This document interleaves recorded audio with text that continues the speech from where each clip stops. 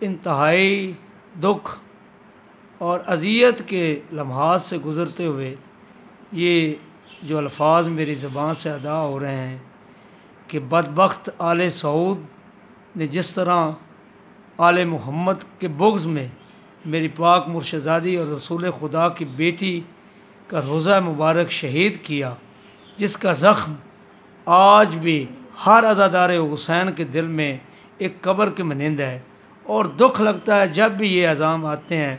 کہ جس رسول کا ہم لوگ کلمہ پڑھتے ہیں اس کوئی محبت کا ہم مسلمانوں نے، خاص کر اس آل سعود نے یہ ثمر دیا کہ اس کی بیٹی کا روزہ بھی شہید کر کے اس کی قبر پہ اتنا اندھیرا کر دیا کہ سارا سعودیہ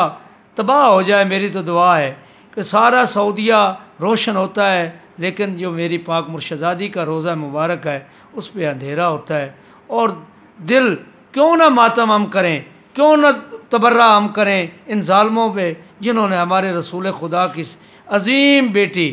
جو جنت کی مالک ہے، جو جوانان جنت کی بھی سردار ہے، اس کے ساتھ یہ سلوک کیا۔ میں ایک عزادار ہونے کی نیت سے اظہار تعزیت پیش کرتا ہوں رسول خدا کی بارگاہ میں اور امام زمانہ صلاۃ والسلام کی امام بارگاہ کہ سرکار ہم شرمندہ ہیں کہ عزادار حسین ہو کر بھی، تیری دادی اور رسول خدا کے کلمہ گو ہو کر بھی ہم کچھ نہیں کر سکتے سوائے عزاداری کی۔ اللہم صلی علی محمد و آل محمد۔